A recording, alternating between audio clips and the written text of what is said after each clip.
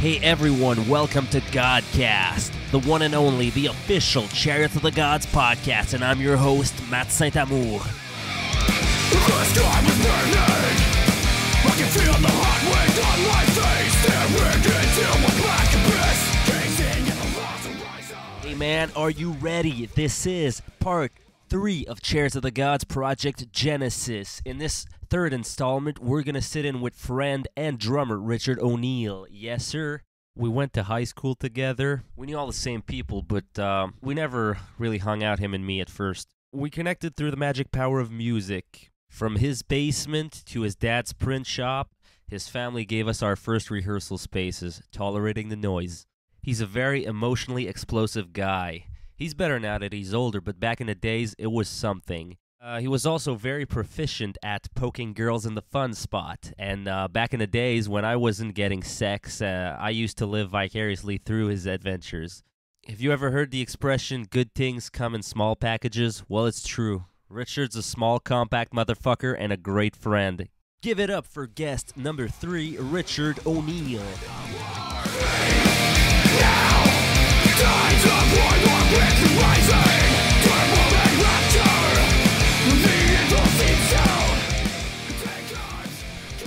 Yo, what's up, people? I'm here with Richard O'Neill. How's it going, buddy? Hey, pretty good yourself, man? Doing good. So ready for part 3 of GodCast? Yes, I Project am. Genesis. All right.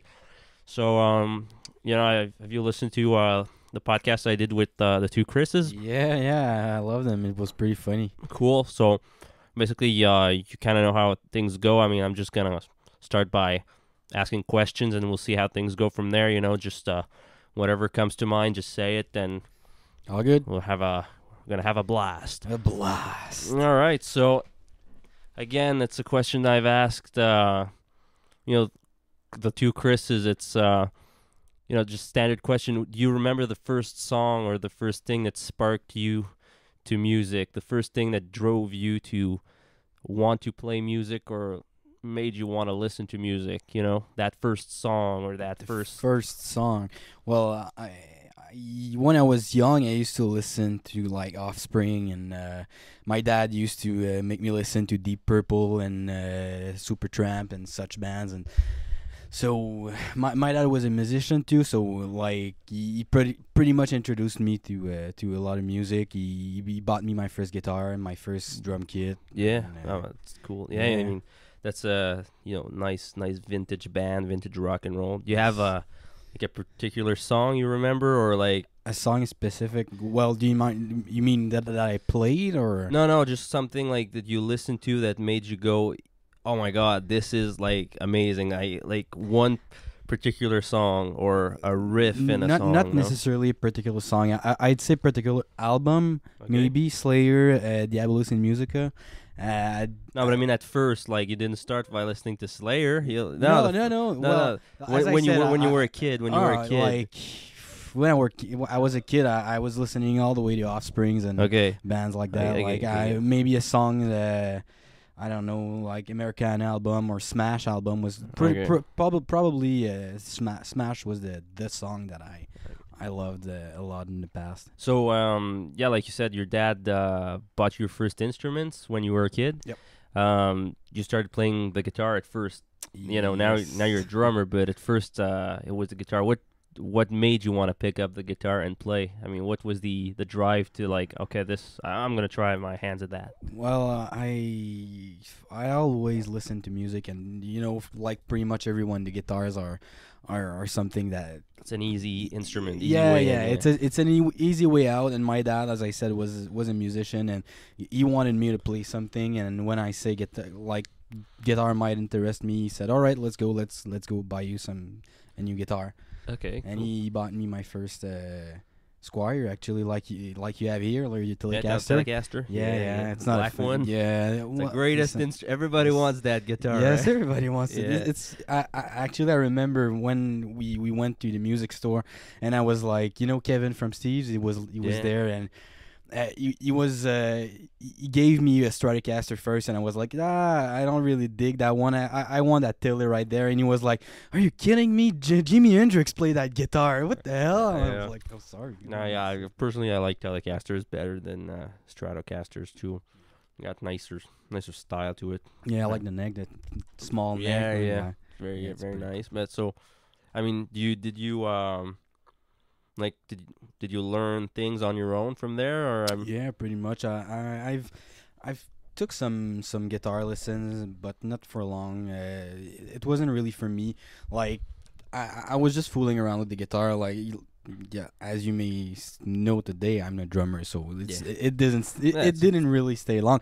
I played something like 5 years, but what a waste. You know? Nah, it's all right. I mean, you know, I didn't you really- learn, so Yeah, you learn basics and stuff like that. But I mean, from there on, do you remember how we met at school, or Yeah, of course. Yeah? Well, I remember pretty much everyone in the first lineup in the band when we were all at the same High school. same high school. Yeah. Strangely, you're the one that I remember less. Yeah, I'm like, That's what I said in the intro Yeah. and stuff.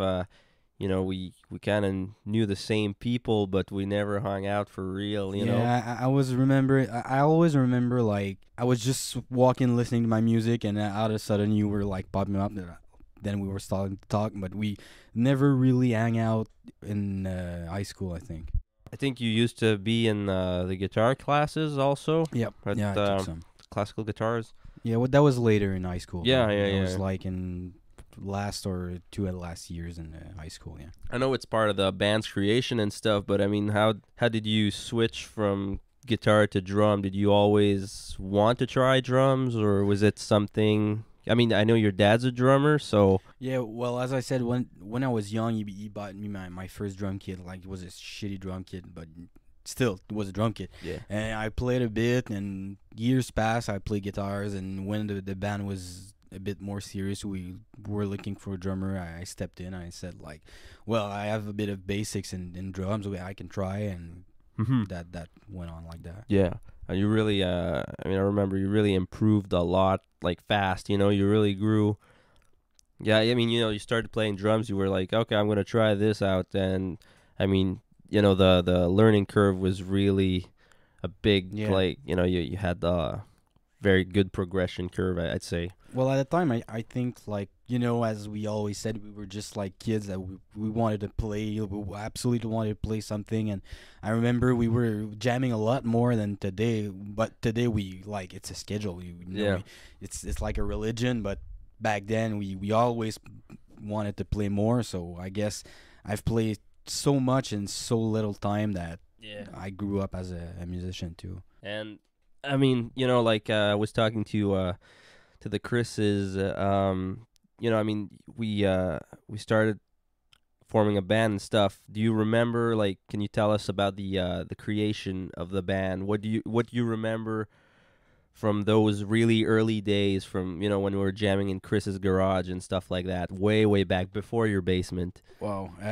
Do you have any memories? Yeah, I have some memories. I remember first, at first, I wasn't auditioning for the drum when we tried for the band, but yeah. So when- you're just playing guitars, you know? yeah, but you know what's weird? That I listened to when I was listening to your last podcast, I was listening to that, and Chris said I was playing guitar, and I have no Yeah. memories at all that I was playing guitar with you guys.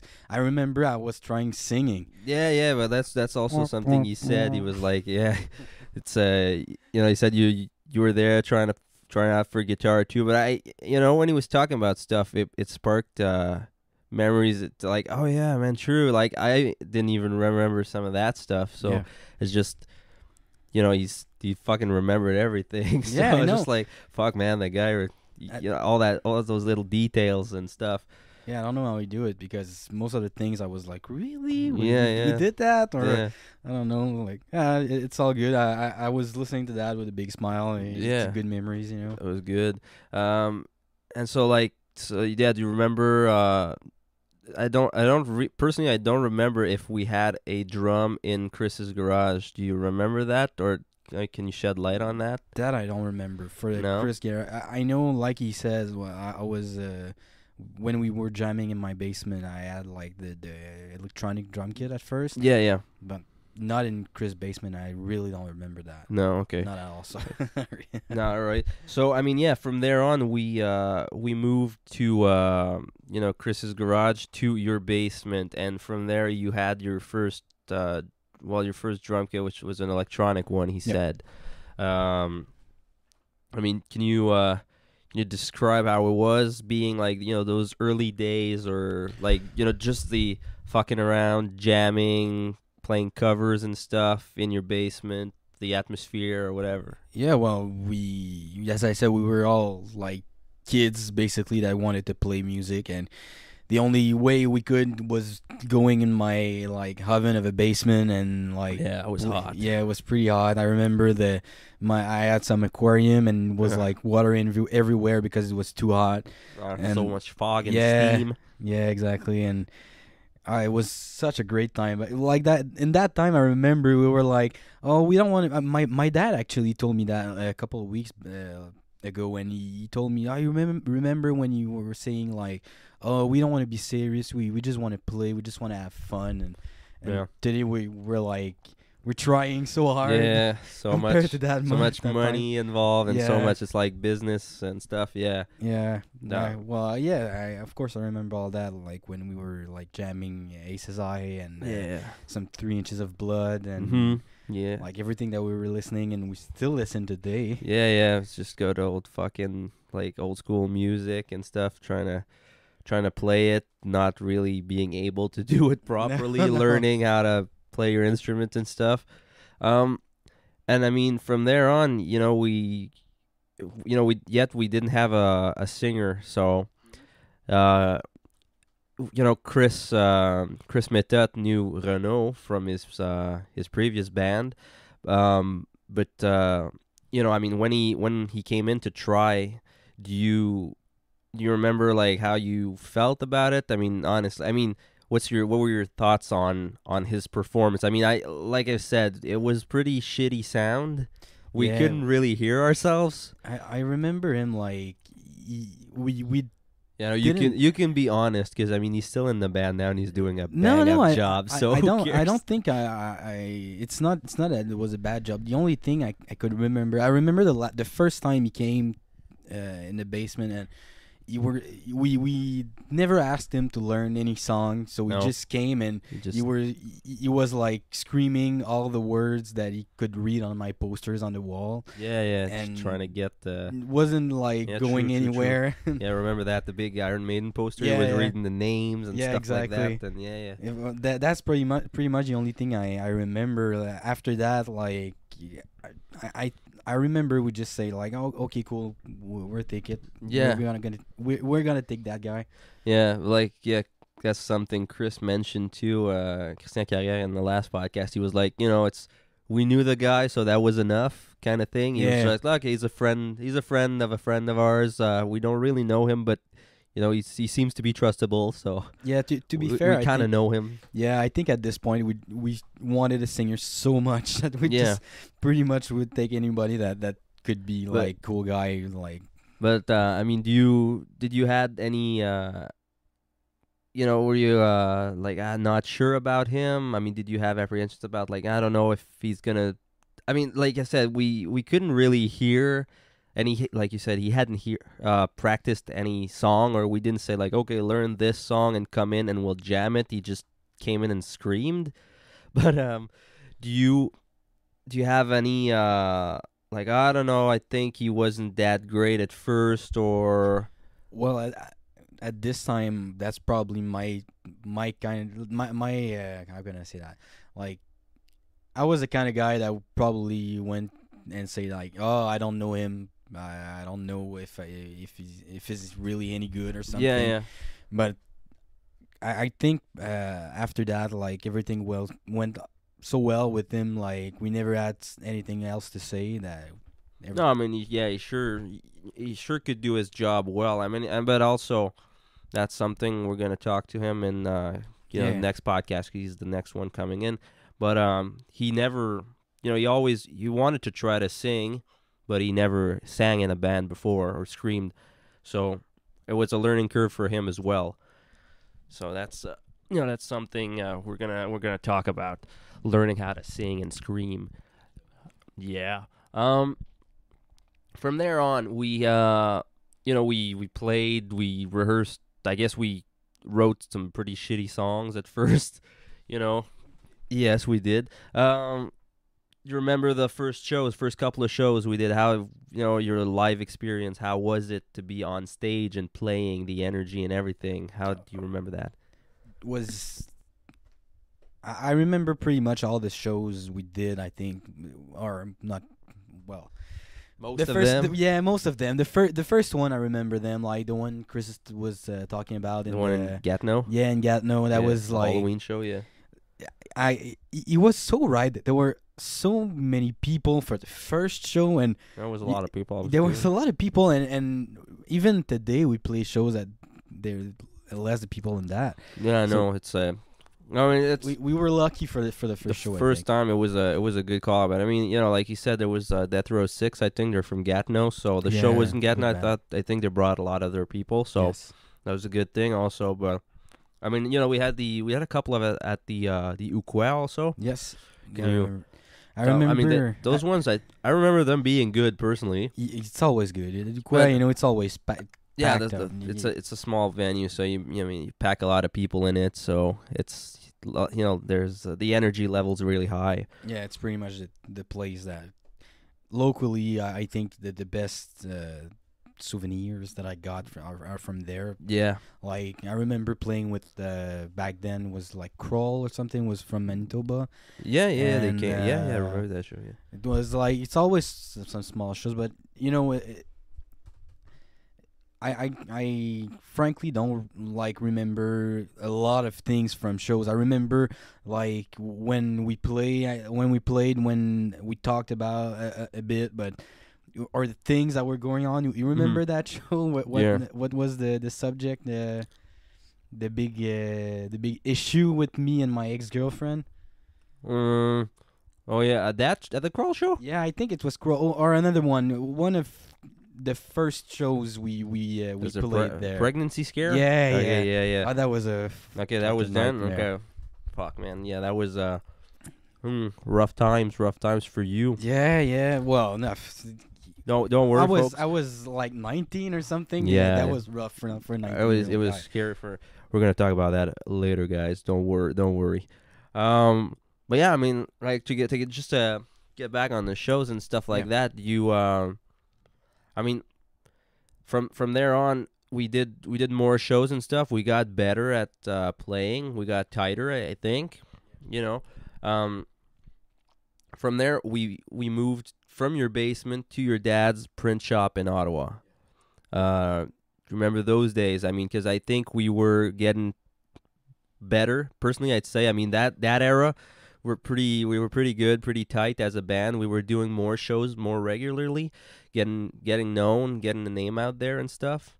So can you just describe how it was to play there compared to in your basement? Well, I think at that point we took the band more seriously. I don't know if it's because we established a schedule or something. Maybe it helped because before, as I said, we were just fooling around whenever we wanted.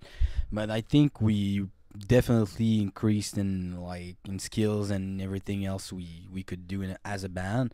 That was a good place too. The play was pretty private and Yeah. I mean, it was a really it was in the industrial park in Ottawa. So, and like you said, we had the place to ourselves at night. So that was nice. We could make more noise than in your basement, because in your basement, I don't know how your parents fucking tolerated us. Oh yeah, for a couple of years, especially the neighbors. I mean, because you have an attached house, I guess. So I guess that's what they call it. But so I mean, playing in the basement and stuff, it must have been horrible for the neighbors and your parents. Well, when Chris was saying that his mother was saying she was about to call the cops or something. Yeah. Well, that's pretty much the same reason we moved out from my parents' basement. until the point we have Renault in the band, my mom was like, okay, well, I can handle it. But when Yeah. Renault came in, she was like, I can't hear that guy screaming No, more. it's too much scream. Too much scream. Yeah. Okay. It's all right, but that's a good incentive to move. Yeah, Yeah. well, it was a good move. Like Yeah. we needed some space for on our own, you know. Yeah, well, we definitely had more room. I mean, it wasn't as packed No. as the basement, and it Definitely wasn't not. as hot. You know. Yeah, I don't know why it was so hot in there, but I maybe don't know. because there was just no windows. No, yeah, no wind, no air. Fuck, man, we used to play with the door closed and stuff, and yeah, I mean, I remember there was no fucking air at all. When we went outside, then you guys for your smoke breaks or drink breaks or whatever the fuck, and it's like oxygen. I don't remember that, But yeah, man. So, from there on, moving to to Ottawa, we got better, and we started having more serious songs. I'd say. I mean, they were, yes, better written and stuff like that. We had played them live. We had arranged them. Everything went better, and we decided to go in the studio to record an EP. Reverence. Yes. How was it? Do you can you describe the basically from the beginning of how we got to record Reverence, why we got to record it and stuff like that, and your experiences surrounding that? Yeah, So well, from the beginning, let's say.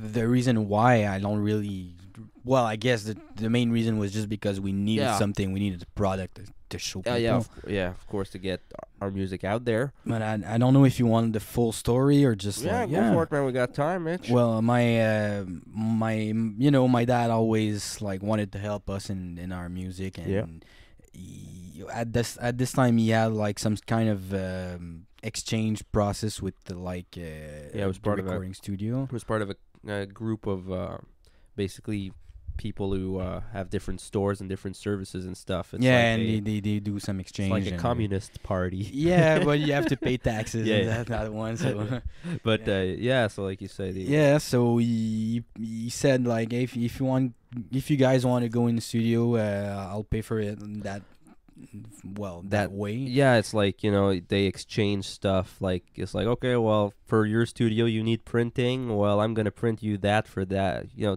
exactly. That many papers or that many flyers for that amount of time in studio. That's Yeah, kinda exactly. how it worked. Yeah, that's sorry. That's pretty much why like it took so long, because the guy, as Chris Yeah. said, I don't really remember, but like the guy was working for another product, so Yeah, it was yeah. like It he was taking his time because It wasn't he- paid. Yeah, it wasn't money paid directly, exactly. Yeah. But I remember like pretty much everything. We started, of course, with the drums at the time, and it was a really good experience. As Like being Chris, being in the studio for the first time. Yeah. I mean, as a drummer. yeah, it was a really really good experience. I have to say that, like Chris Carrera said, and like Steve was a really cool guy, and Mhm. we were really comfortable to work with him, and I think he pretty much like got everything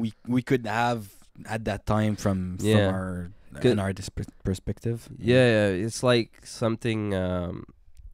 Like Chris said. Also, I think it was the first time we were in the studio ever. We hadn't recorded anything ourselves, and I mean, we hadn't practiced with a click track or anything. There was no pre-production like there was on our latest album. So that, I mean, like that must have affected. I mean, it must have been a learning curve for you being in the studio and stuff, playing drums. I mean, like I know playing guitar to a click to me seems simpler than playing drums to a click, because with drums there's so many things going on with your 2 feet and your hands and stuff like that, while I just have to pick on time. Yeah. Well, at that time, like you said, like I never practiced with a click track, No. never ever. So it was really hard to record, because you have to have a click track in your Yeah. ears while recording. So I remember it was pretty hard, but like I said, Steve was really cool, and there was never like a big problem with him. Like it was always cool. So I think like Well, he made us feel at ease, but he knew it was our first time in, so it was something he was aware of, and he tried to make the best of everything. yeah, it was he popped our cherry good. Yeah, he was very gentle. So yeah, basically, like you said, working with Steve, you liked it, but he also he was a drummer himself. Yep. So that, I mean, probably you being the drummer probably helped ease you in better. I mean, or did you feel more pressure because he was a drummer himself? No, I think it was better because when you try to talk drum, there's not really there's no real way to say things except like boom boom so Yeah. when you try to explain that to someone that doesn't play drum, it's so hard. And when you explain that to someone who play drums, it's like that's what you he mean. gets it. Yeah, like he brought us like the bum fuck titty fuck and fucking a chicken. Yeah, those So expressions. Yeah, those expressions. So yeah, I mean that's all, and I mean he the snare you're using now, you're using it because of the snare we used in the studio, which was the Yamaha copper snare. Yeah, copper snare. That was his personal snare that he used as a drummer, right? It's not his one, but it's the same model. Yeah, it's the same thing. No, exactly. Yes. But yeah, you really like the sound. Yeah, I really dig the sound of that snare, and it's bright. That's a bright one. Yeah, it's a really clear sound, a really packed, and nice impact. So. Yeah, well, at that time I was like, was the only if I can say professional snare that I tried. Mm-hmm. So I was like, I really wanted something that could sound like the record, and so, but if I can like. Today, if I have to change it, I would probably change it. But I still love that snare. But you still play with it, right? Yeah, I still play with it. I still love that. My dad always say, if you don't play with it, I will. Yeah, but I mean, it's it's something. It's truly like the first thing you like. It was the first professional snare you kind of used. So it's like learning how to play on your first guitar. Yeah. It's always gonna be easier to play again on that one because you get used to the sound and learning to play with it around that sound. Yeah, sound wise, and for as stupid as it may sound, just the comfort, like the height of the snare is, you have all different kind of dimensions. So this one I'm used to it. If when we went to the studio, I didn't use it for the last record. Yeah, the second first full record with Glenn Robinson. We're gonna talk later about that. But yeah, you didn't use it. No, I didn't use this one because Glenn had that amazing, I think Black Cherry, Black Beauty, Black Cherry, Black Beauty. With my cherries. Yeah, Black Beauty was an amazing snare. If I could buy one today, I would, but it's an really expensive snare. Yeah, I think he had a vintage one also. I think he said like he bought it in the 70s when it was back then. It was expensive. So can you imagine? Yeah, they're vintage ones. And so from there on, I mean, we've the EP was originally supposed to be a 3-song EP that we recorded in Perth, Ontario, and from there on, when the project wasn't finished yet, but Steve Foley moved to Liverpool Court Studios in Ottawa, which is they're still open today, but it was right behind. Pardon me. It was right behind our jam spot, so we were there more frequently and stuff. And we decided to record another song, a 4th song. Yeah, the Defying Ones. Yes, and that made the EP. Was there a difference for you playing from in Perth to Ottawa? I mean, room wise or studio wise, yeah. The first studio was okay. It was a cool studio, but the second one was amazing. The place was great. There was a lot of room. It was bigger. Yeah, it was a lot bigger, and like I don't know, the ambience was different. I think at that point we how much time did we wait before we recorded? I think it was Defying Ones, because I think it was about 6 or 5 months. Yeah, because I remember that I was more comfortable with my drums, because we had played more. We had done some shows in between, I think. Yeah, exactly. Well, practiced that song also because we wanted to put it on the record. Yeah, this one we would know that we wanted to put it in. I think the other ones we pretty much like said, oh, okay, like, That let's song, put- yeah, that song seems stronger. That song seems better constructed and stuff like that. But I mean, still, again, we did not practice with a click track. No. So it No, was we just didn't go in the really studio, share. and that was at that time the fastest song we ever played or recorded at 220 beats per minute. So Yes. you know, that was something, I guess. Even for like me and Chris being on the guitar, it was something to play. Well, It's a challenge. I remember when like actually that's probably the song that I do most of blast beat than all the other ones together. Yeah. But I in that time Renaud who plays drum Yeah. showed me how to do blast beat, and I was like, okay, let's put it in one song. Yeah, and yeah. that is exactly what we did. Exactly. Yeah. So and do you have a favorite song on that EP? I always Like said, listening wise, just listening wise. listening wise, Yeah. I'd What's say the Exiles. Exiles? Okay. Yeah, Exiles is Why?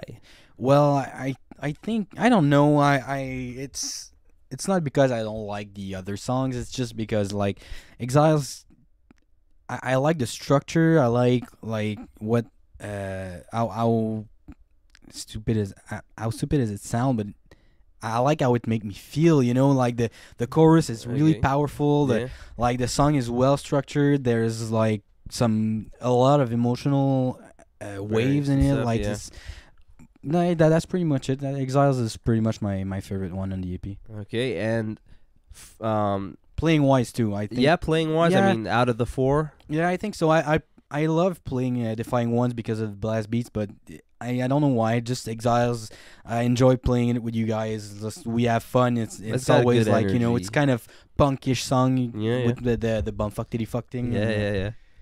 All right, cool. So we're gonna listen to a sample of that song right now. Here's "Cheers to the Gods," "Exile." We are the ones you go, exiles of the world, we're through. Not needing your protection, your world, your truth. Never again shall we look that way. We'll take you down, you're the enemy. Last night, let's go, exiles of reality. All right, and we're back. That was "Exiles" from our first EP, Reverence. And now let's get back to Richard O'Neill. That's me. Yeah. From there on, I mean, having recorded our first EP, we had it mastered in Finland at Finvox Studio by Yes. Mika Jusila, who worked with big bands like Children of Bodom, Nightwish, and all that. Yes, sir. You know, you remember? I mean, because you still are in charge of that, but I mean, you were in charge of getting shows and booking us and stuff like that. Yep. You still do it, but now you're sharing the duties with Dimitri also. Yes. But back then, I mean, since you were the one getting the offers, how do you remember? Like, do you remember getting better offers and bigger shows? Because I mean, it definitely opened some doors for us having a record, Yeah. stuff like that. yeah, Can you of course. explain about that? Well, as like I'm not a booking agent, you know, it's not Yeah. my job. I just do what I can, and Of course. as well them as well. Yeah. But you know, at this time before we recording the EP, you know, it was impossible to get gigs Mhm. outside of our own town because nobody could hear what we're doing. Yeah. What we were doing. But after that, like it was a lot easier just because you know once you have something to send, it just make more sense to everyone. You know, it's just like okay, we can play, we were ready to play, so they can hear us. You know. Yeah. But before that, it was really hard. Yeah. Yeah. So I mean, I like you know, like I said, I never really took care of bookings and stuff like that. So, but I mean, I remember we got I think was it directly because of the EP we got to play the Rock Fest. You know, was that influential to us being on there? Because I mean, that was definitely like the biggest gig we ever played at that time. It was something we were like, oh my god, we're gonna be on there. Well, I don't know if it's like the main reason why we played on it, but definitely have like It something had to do something. Yeah, because we would never play on that gig without that. Like, Yeah, without having an actual CD No. to for people to listen to and stuff. Because I mean that EP brought us to like you said, we were able to put songs online and stuff like that. People were able to listen to it. Yep. It got us to I think we played in Quebec, Saint-Hyacinthe, Drummondville, Montreal. It brought us out of our hometown and stuff. So Yes, you know, definitely did. yeah. So and from there on, we we played. It was I think the EP was released in 2010. So we played for about a year and a half or something before enters Glenn Robinson. Yes. Yeah. Well, that was a surprise. Yeah. Just it was a surprise indeed. Yeah, it just happened. Like that was really weird because I'm kind of ashamed now, but at the time I didn't know who that guy was, and I'm the one who received the email, and I was like, who the hell are you? Like, what do you want from us? And when he was starting to talk and telling me like the work he did and like every artist he worked with, I was like, is that a joke? It's like, really? Yeah, You're talking to me? Yeah, like, what the fuck? Exactly. I remember I was like, I think we talked about it and we were like, do you think that's the real Glenn Robinson? I called you and you said like, is it Glenn Robinson, the one who produced Annihilator? And I was like, well, that's what he said. So yeah, we're gonna believe him, I guess. Yeah. But I mean, yeah, like, so he was the one who approached us. Yes. And he said he was interested in working with us and stuff. Mm-hmm. But from there on, I mean, it still took a while before we actually went in the studio. He just said, when you guys are ready, contact me. Yeah. So, I mean, we started working on the pre-production and, getting ready to do a record, a full-length album. So, I mean, yeah, we started to do the pre-production and getting ready to record. How was it for you? I mean, can you tell us about those times? Because, I mean, from there, we had moved out of your dad's print shop, and we were at our official new jam spot. So, which was a bigger room. It was closer to home for everyone. We could go there easily. Yeah. We were set up with, board speakers and stuff like that, so we could practice. So, how was that whole experience of recording, pre-production, working on the songs, getting to what was going to be on the album and stuff like that? Can you tell us your time doing that? Well, most of it was like, I think we kind of, it was weird. We took our time at the same time. It was kind of fast. For me, I guess, I didn't know what to expect from like working with somebody like Glenn. Yeah, it was an unknown experience. I mean, it's a big time producer. Yeah, exactly. And when he was like, when he was telling me like, pressure's on you, guy, like, I think I didn't believe it that much at that point. Not because Glenn was putting pressure on me while recording, but just the whole process was a lot more serious than what we did earlier. Of course. So I think like it was kind of hard. It was a bit hard, but we had so much fun. Like just the place, But I'm just talking about like pre-production and like when we not full album record yet. I mean, just being for like working on the songs, and stuff like that. Yeah, well, being ready to record, practicing and stuff. Do you have like? Can you talk about those times more? Yeah, well, that too was kind of not hard, but I remember the songs wasn't finished. We had to arrange more stuff. Exactly. The songs wasn't all done, and the drums were like halfway there, and like I remember I was working kind of hard when we were jamming, and I was trying to figure out something, and I was listening so much for like what you did in the pre-prod. Like it was everything I was listening to. I was trying to find something for the drums, and I think like it was kind of hard to do it by ourselves. Like I took it kind of hard. Yeah, no, but I mean, in the end, from there on, I think we were kind of we had a good template to go upon. Yeah, definitely. Like, from there on, hitting the studio with Glenn, like you said, you talked about the place. where where we recorded the drums, we were lucky enough to record at the drums at Martin Deschamps' studio. Yeah. That's Glenn recommended us recording there because he said the place was amazing and the acoustics and everything sounded awesome, and it's true. It was it did. beautiful. Everything Yeah. sounded fucking amazing. Can you talk to us about recording there? I mean, it was Yeah, well, the amazing room. the place. If anyone is interested, you can go in our Facebook page and see for the pictures. Yeah, see, nice like, pictures. It's a beautiful place. We were there during the winter, so it Yeah. was like a lot of snow everywhere. Yeah, like it's back in the country. It's not it's not downtown or anything. So yeah, so it was kind of like a barn, or Yeah, like big, designed like a barn. yeah, big American barn design, but it was really like a top-notch Yeah. record facility. I mean, but you could sleep there also and stuff. That's what we did.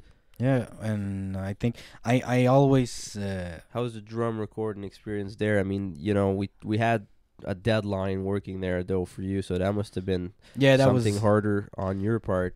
well Not that we didn't have a deadline for the rest of the albums, but I mean, we rented the room, the place for 3 days or Yeah. 4 days. 3 days. 3 days, okay. So how was it Yeah, pretty much being 3 days. Yeah, well, it was. under pressure like that? Yeah, it was. It was a lot of pressure, but at the same time, Glenn is a really professional guy. He know what he's doing, and he know how to put the good amount of pressure, I guess. Yeah.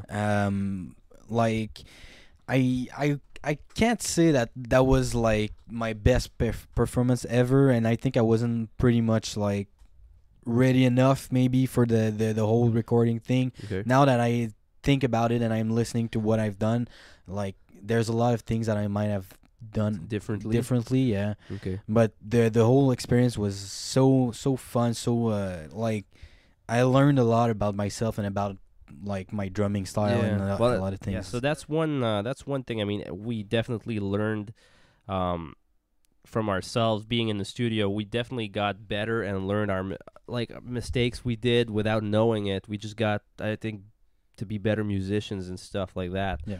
Out of doing that record. But like I said, it was like when we did the first EP, we had, I think, another it was still a 3-day thing at Perth though to do, but it was 3 songs. Now we had to do 14 Yeah. in 3 days. Now, yeah, I remember we were like, oh, are we going to finish? It was like, Yeah. I think we arrived like on the Thursday night, and we left on Sunday evening or something. Yeah, Sunday not afternoon, Sunday, sorry. yeah, Sunday afternoon. I Well, think around 2 or 1. So Yeah, so the went out for a nice lunch. yes, Yeah. the I think the first day went okay.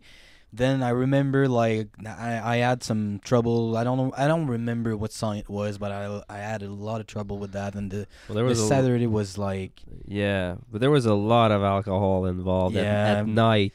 well, it's that can be a funny debate, but at the same time, it was like maybe like okay, maybe we drank a bit too much sometimes, but at the same time, we paid so much to be there, so much to have fun there. No, of course. So well, and it never helps when the producer's there and it's like, oh, you want a bit of wine, you want a bit of Glenn was definitely enjoying himself, indulging in alcohol as well.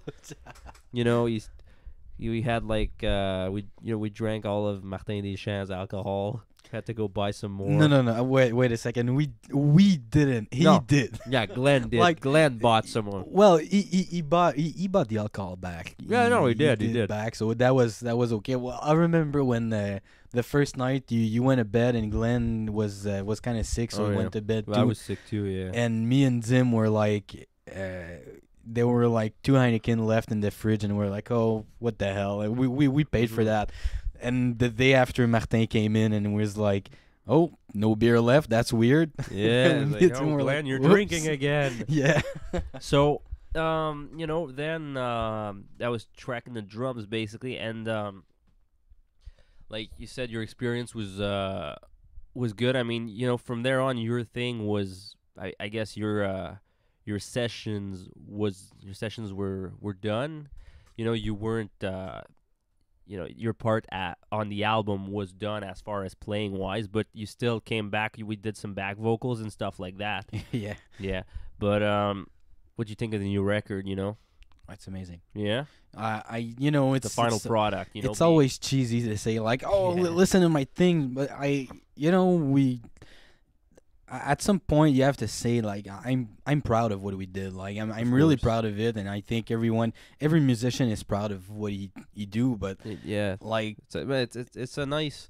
It's a fucking nice sounding record. yeah, But I have to say personally, I don't know if you felt like that too, but it was something of it was a learning curve to learn how to let go and stuff and Yeah, not definitely. be that involved.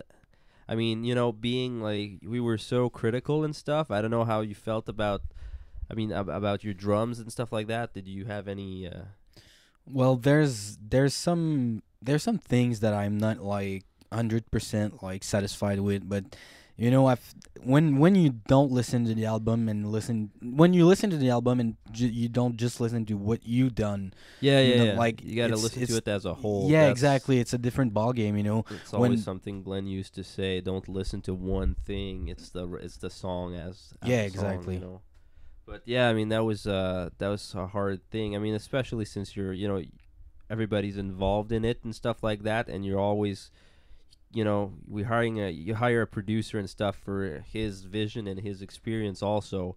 Yeah, so you want him to work on it. Exactly. So that's, like I said, it was something of a learning curve to be like, okay, hands off. It's we're gonna trust him. He knows what he's doing. I mean, obviously the guy's got like a shit ton of platinum records. Yeah. So Well, I remember when we were like in the car, we were listening to it, Yeah. and we were like, "Oh no, that's not great. That's not supposed to be like that." And we were so complaining about everything that at some point we just had to take a step back and say, "Okay, like let's breathe. Exactly. Let's Yeah. take our time." Like, yeah, and you have a favorite song on that record to listen to?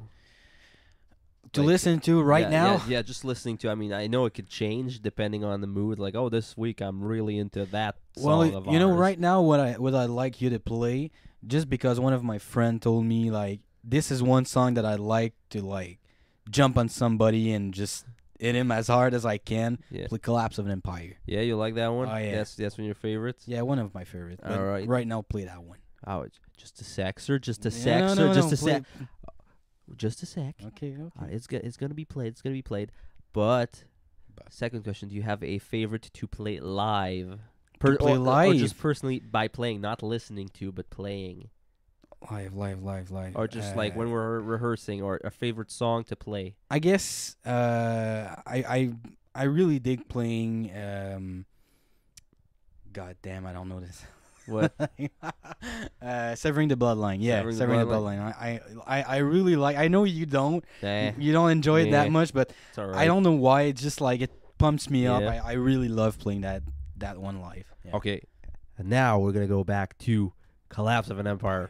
We're gonna listen to a little bit of that song right now.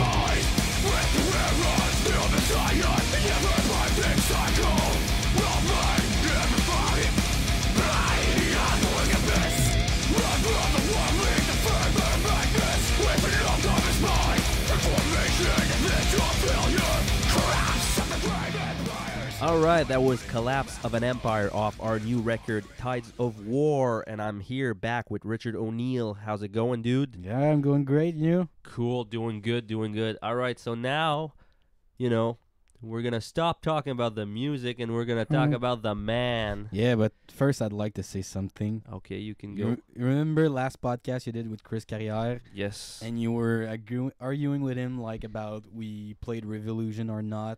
Yeah. When we were at, he was right, man. What? When? Yeah, man, we played Revolution for a while, and No, I was listening to it. I know we played for it, but I'm saying we had not played it live. It's not the same thing. I Oh. think Really?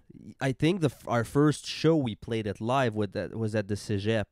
Oh, okay. Yeah, but we had practiced it. Yes, yeah, we were because playing I it remember for a while. I didn't like that song I for a know. while, and Chris was like, "Yeah, no, man, listen to it. It's a pretty good song." And Yeah. it kind of grew into me, and well, was just I wanted to talk about. No, that. it's all right. It's all right. But yeah, my point was being like it was the first time we did it live was at the Cégep.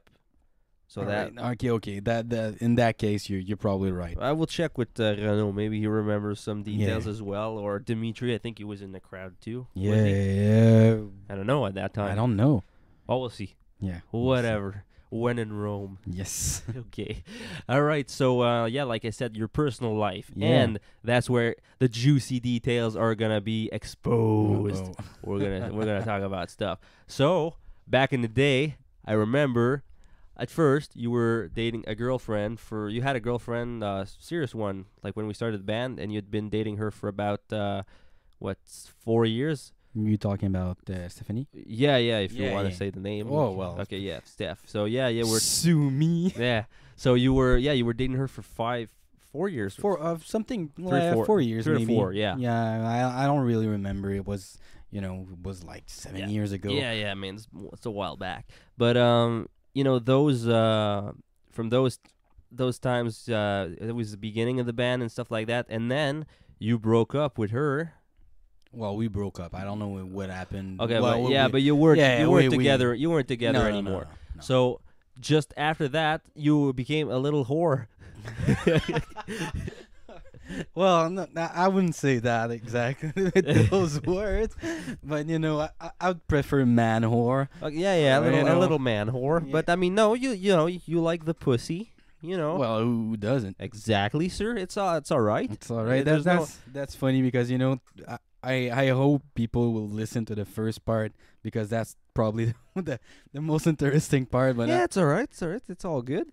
But yeah, like I said, listen to the first one. yeah, the first half of the interview. But yeah, like I don't know if you want to talk about that, but you were at a quite high number of conquest. Oh well, the numbers are. If you want to tell the number, I mean, I don't remember where we were at, but I don't remember. Either. yeah, it was. Nowadays with my girlfriend, it's not something that I have to count every day. No, of course. Now, I mean, you've been in a loving relationship for what, like another 4 years or something? 3.5. 3.5. Yeah, something like that. So that's all good, of course. Yeah. She knows we're talking about. Yeah, it's all good. And another thing Christian Carrière brought up though. That's something interesting. He was talking about Life Quest. Can you talk about that? Famous Life Quest. Apparently, you're the king. Well, yeah, as you say. Yeah, but you were the master of that. Life Quest is I don't know. I don't know if I'm the. You shouldn't say the master. I'm probably the one who's like less ashamed to talk about it. Well, no, it's not. It's not being. I'm not talking about being ashamed about it. I'm just saying, like, can you talk like just. What is a life quest? Because back in the days, I mean, it's that came about when we were jamming in the print shop, I believe. Yes. And you were the one. Were you in a relationship at that time? I don't think so. Probably with at some time. Yeah. But I mean, like you were the one getting more action than any of us. I mean, I think Renaud had a girlfriend. I think he was with Laurence. Yeah. Chris Carrière didn't have a girlfriend at the time. I don't know if he was with I Marie don't think he had. I don't think so. Christian Méthode, I think, was going out with Karine. Yes. Still, or Emilie. Probably Emilie. Probably Emilie. I didn't have any girlfriends, so I mean, you know, You were backed up at the I time. was so backed up. I mean, all your experiences and stuff like that, all your stories, they kept me going. Yeah, Matt always asking, so, did you life quest today? Yeah, exactly. And what is Life Quest? You want to say it? Yeah, but, well, life quest is pretty much, it's anal sex. you know? Anal sex, of Yes. course, yes. And it was something everybody was like, oh, yeah, man, I'm going to Life Quest soon and stuff like that with the girl. And I think I don't know a guy who don't wish to life quest. Like, Well, maybe, of course. I maybe talked with one or two guys. It's all bullshit, you know. It's no, It's on there's the no unknown guy that- territory. It's like, Yeah. oh, it's intriguing. It's not. You know what? I'm glad we talk about that because That's alright. it's not just intriguing. I think it's more of a dominant dominant part of you that I want to come out. You know. Yeah, you know, it's just I don't you know, everybody should. I mean, of course, you got to do it in a loving way. I mean, what? Oh, the eyes you just made. But no. But I mean, you know what I'm saying is like it's if you try that at home, kids, do you know, do it with consent.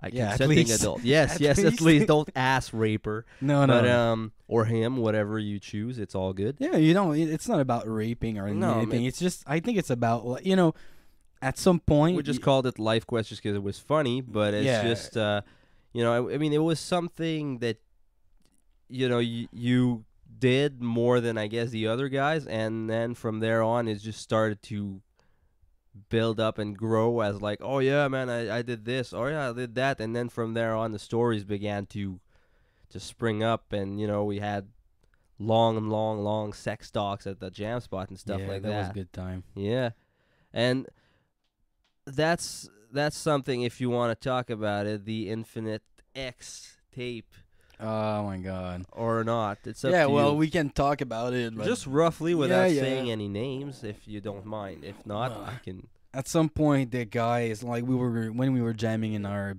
was your basement, like long story short, I left a video of me and some lady, yeah, secret lady secret lady, and on my USB key, and he was like, on your and computer, yeah. unattended.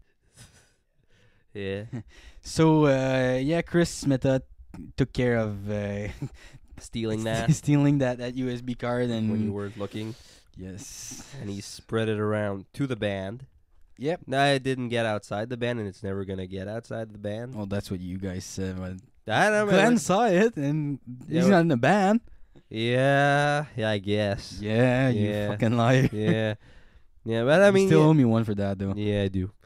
So I mean, from there, you know, that's one of those crazy things. But I mean, like from all the, you know, I mean, you've had obviously, I mean, you've had more girls than me. You know, I just had one, and I'm still with her. So, but with you. You know, you've had a couple of girls and stuff. Do you have any cool or funny anecdotes about those women's, or a situation that's like, oh, that was funny, or that was awkward, or something like that? Do you have something you want to share, or you can think of something?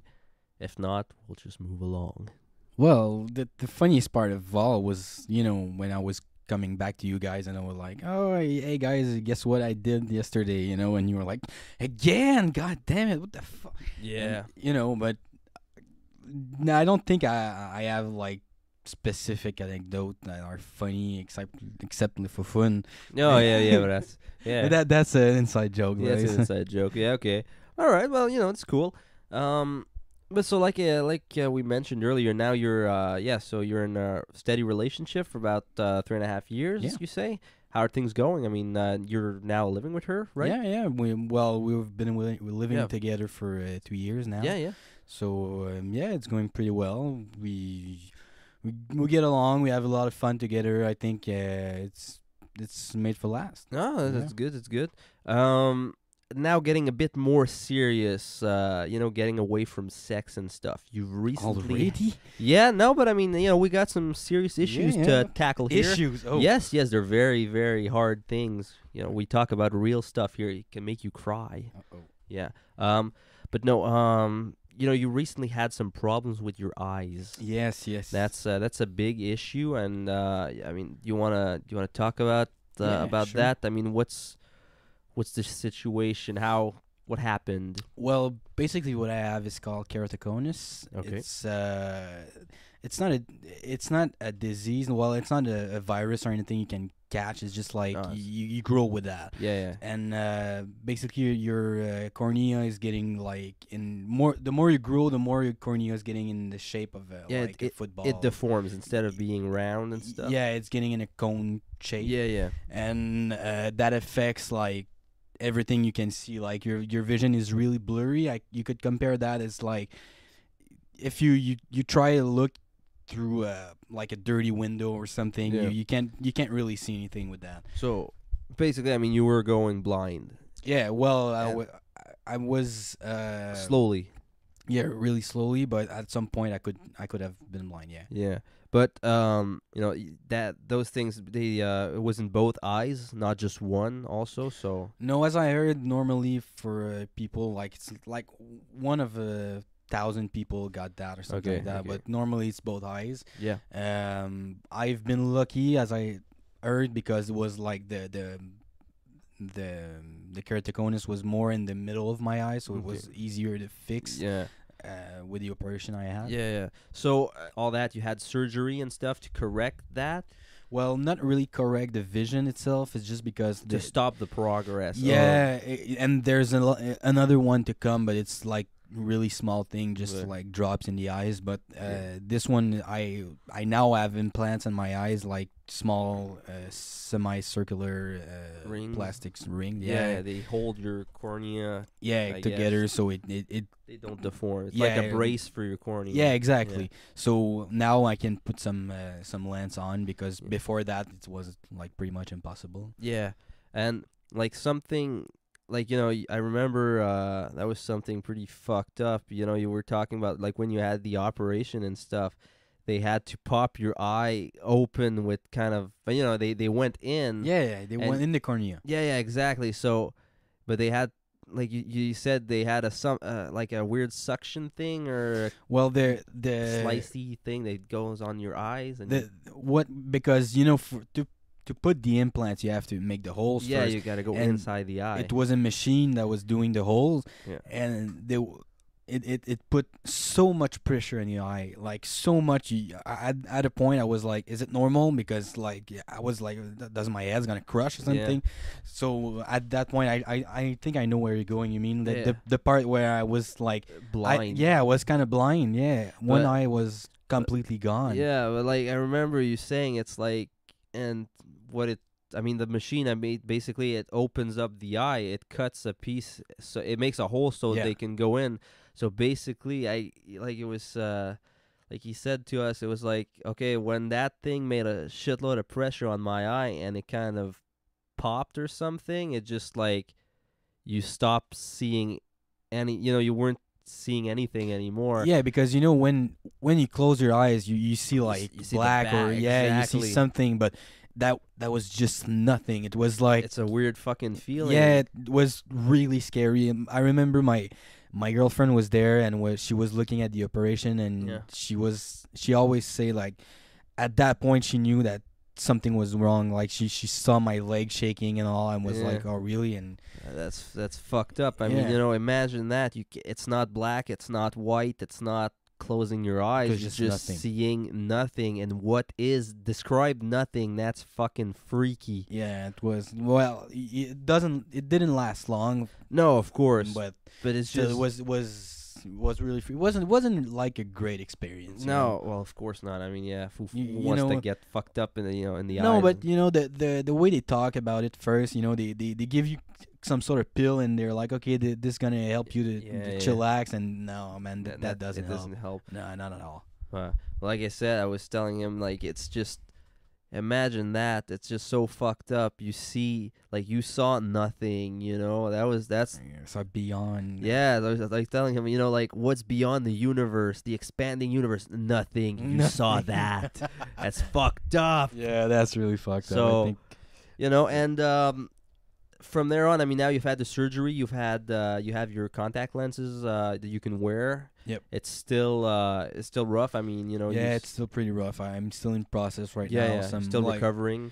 Yeah, well, you know the hard part. I don't know if it's because of the operation, but it's right now actually I have two lenses per eye. Yeah. So I have one soft lens and one Hard hard lens. lens, and it's kind of you always feel some sort of pressure or Mhm. some sort of dust in your eye or something. Yeah. So like after 2 hours or so, I have to take it off because I just Yeah, you can't handle yeah. it anymore. It burns and stuff. It hurts. Yeah, exactly. But at the same time, compared to what I was seeing before, it's amazing. Yeah, You but know? like you say, it's not 100% fixed though. No. That's what's also sad about this thing. It's not. Well, you're it's not back to 100%. No, not exactly. But as I said, like when I don't remember when I was seeing like If you ever saw 100%. I don't remember that. So Okay. right now, what I'm seeing, I have my lens right now, and what I'm seeing is your face. Yeah. If I don't have my lens with Yeah. me, like I wouldn't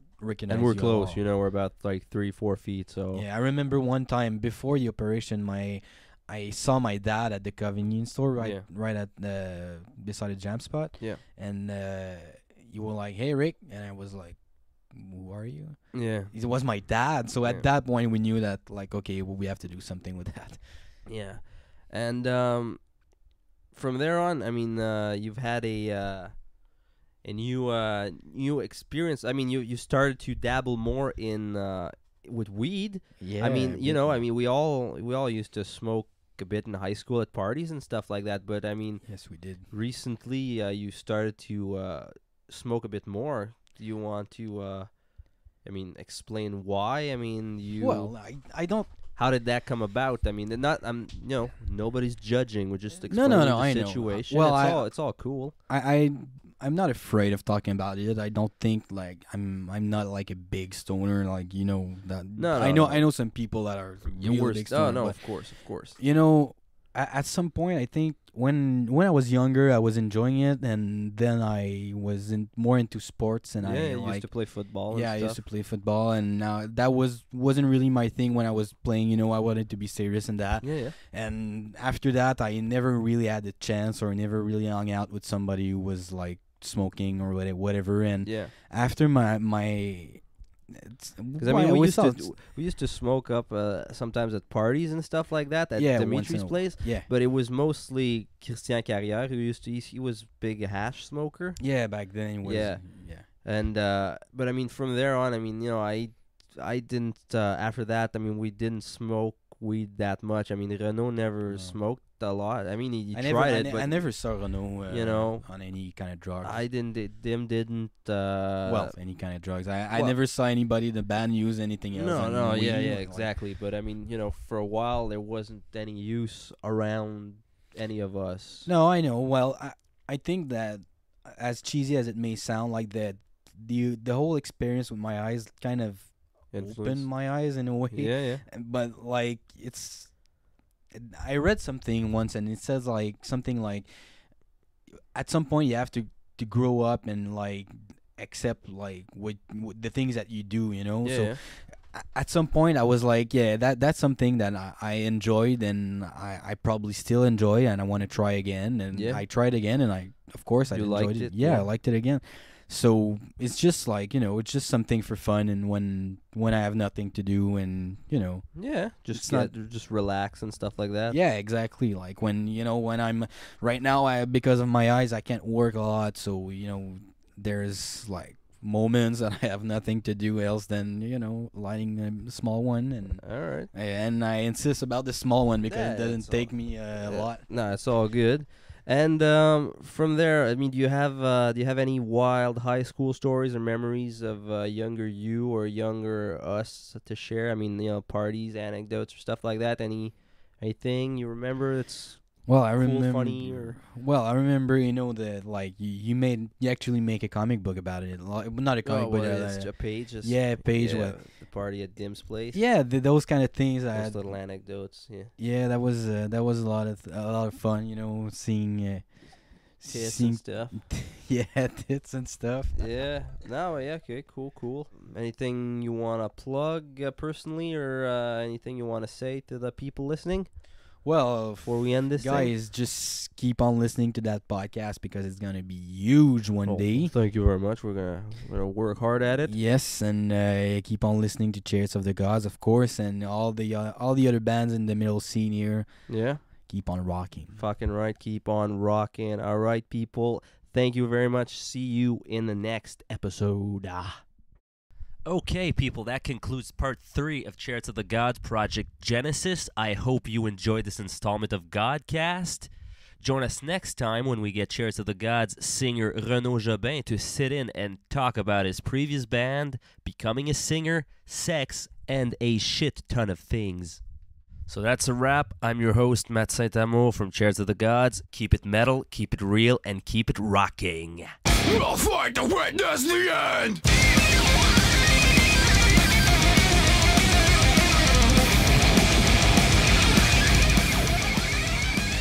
For all your Chariots of the Gods need, you can go on our official website at www.chariotsofthegods.net or join us on Facebook at Chariots of the Gods.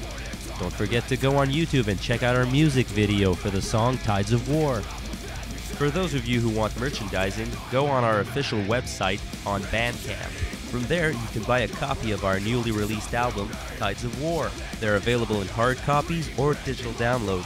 You can also get a copy of our old EP, Reverence, which is also available in hard copy and digital download. And we also have t-shirts available.